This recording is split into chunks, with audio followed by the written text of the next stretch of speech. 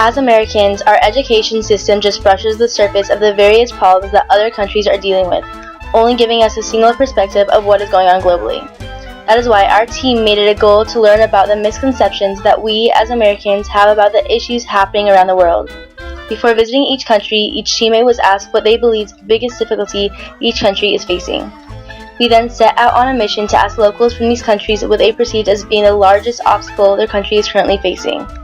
We were also curious to learn what people from the other countries perceived as being the biggest issue in America. The content of this video explores the different answers and conversations that we had on our voyage around the world. The idea of a single story suggests that people who have limited experiences outside of their own culture only have one view of the world. We sometimes say an ethnocentric view. They see the world through their lens or their perspective. And they don't have any experiences considering other ways of doing things or other ways of seeing things. So one way, or some of the ways, is to expose people to lots of difference. We're doing it on this voyage by being exposed to 10 or 11 different countries and able to ask people lots of different questions.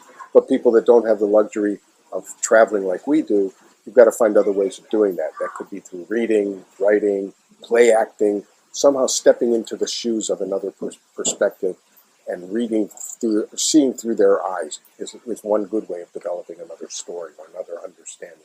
From the insider's perspective is what you really want to get at. That some people will have one view of the world, and it will be very difficult for them to move from that one view because they're down low on the ethnocentric side of that continuum. So they're in denial or polarization. We have to slowly help people move to a point where they understand that there are other ways of seeing the world. Will you ever understand a story completely? As you suggested, probably impossible because there are lots of ways of viewing things. The goal would be to get as many viewpoints out on the table so that we understand the multiple perspectives that people are coming from as we then try to go about solving some of those issues. The hope is that we have opportunities to meet people and listen to a multiple stories, given the relatively brief orientation that we have going into a country. We're aware of certain issues. Hopefully we get into countries and we have opportunities to hear different points of view and understand that there are other ways of seeing the world and other ways of living a life that might be quite different from our own. I think the biggest issue in Ghana is the lack of education.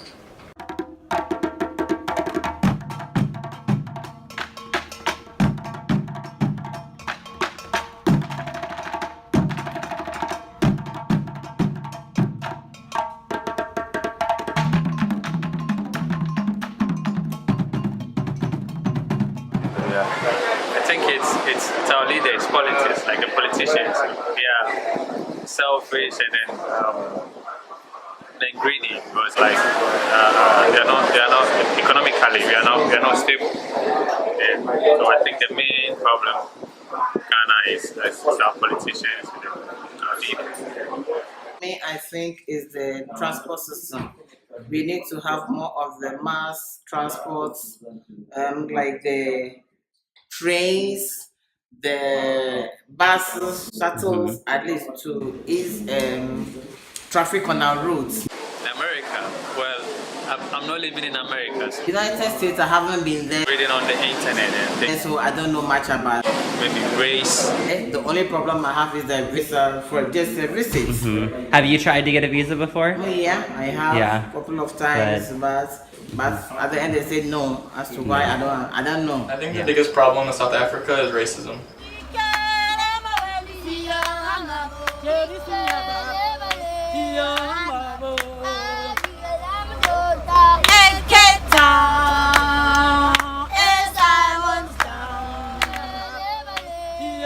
Work.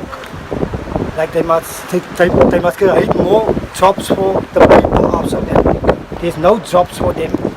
So and then they get involved in gangsterisms and in the streets and stuff like that. 90% is youth under 30 and down. So they must create more jobs for the youth in South Africa. I think it is the government in South Africa, in America also, they must sit and just provide for the youth. So we must make a better life for them. For my child, for your children, maybe you got when your children, we must provide for them, so they must create for them better place to live. Alright, so one of the biggest changes I'd like to see is just a change in how we perceive and understand each other.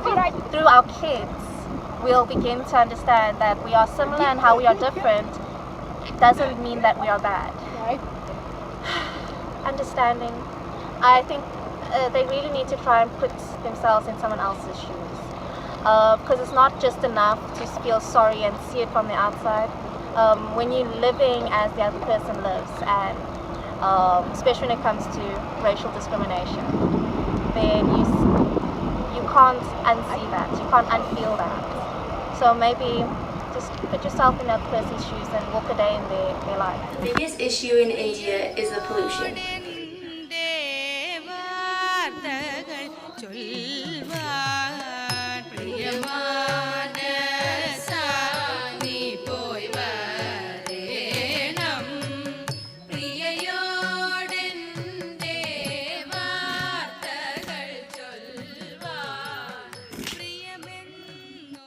The high taxes and things, I think it's really not a problem to get a taxes from the people, but I think it should be also put back for the people, like give a full education and for the schools, free education, free hospitals, things like this, and to be really to look after the people who are actually suffering from the water and all other things, you know.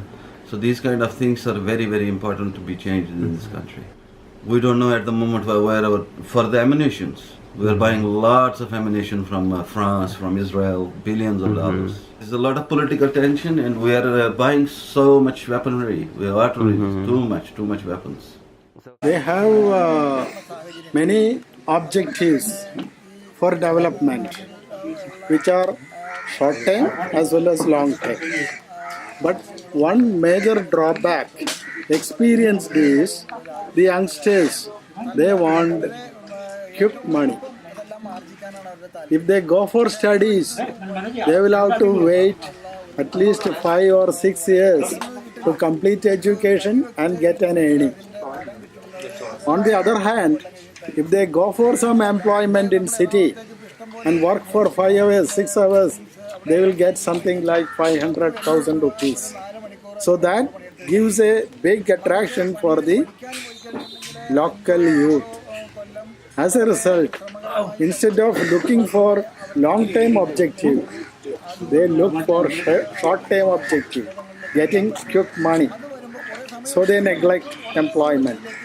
Very few people pursue long-term objective of going for higher education and having a better career. I think the biggest issue in Cambodia is political corruption.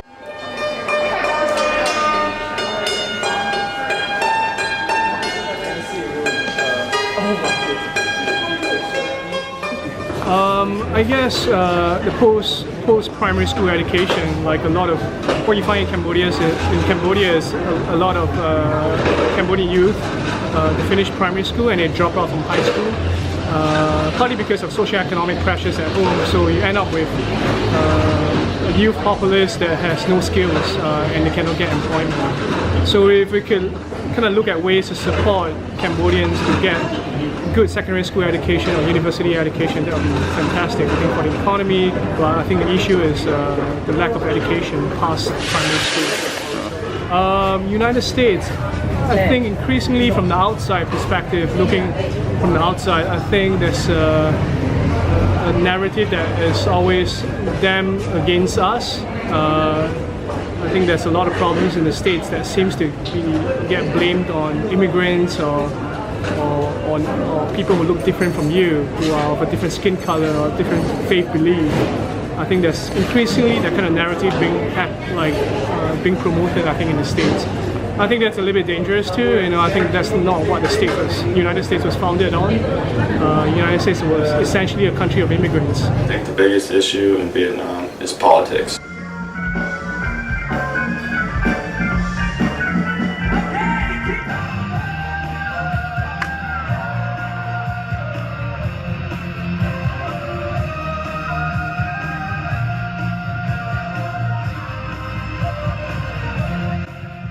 In my country should be education, because we put so much effort in education and learning, but it's not really effective.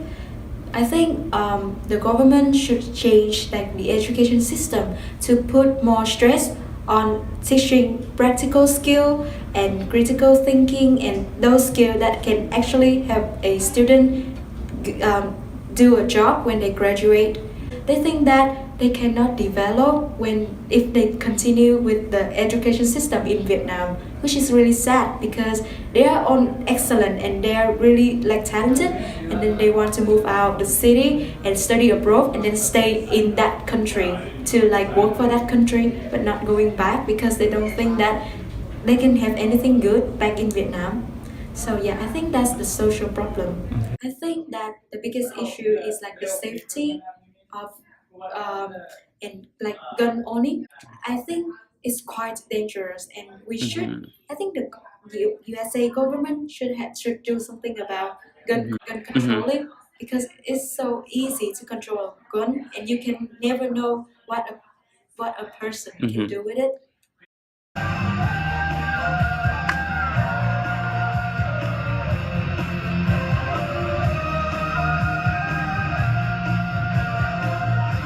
The biggest issue in China is overpopulation.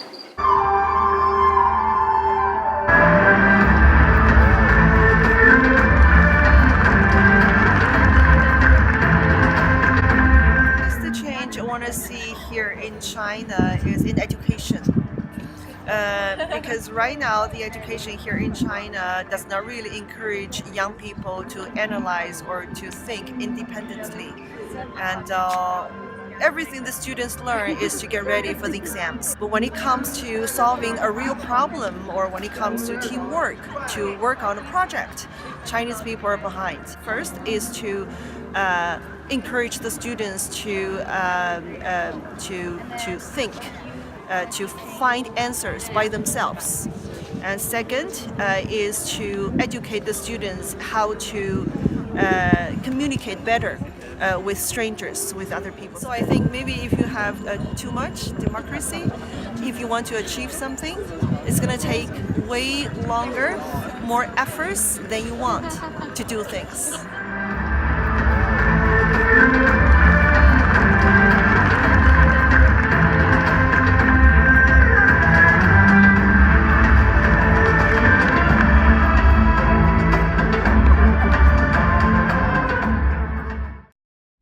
Throughout our voyage around the world, we had the opportunity to be academic adventurers, traveling across Europe, Africa, and Asia.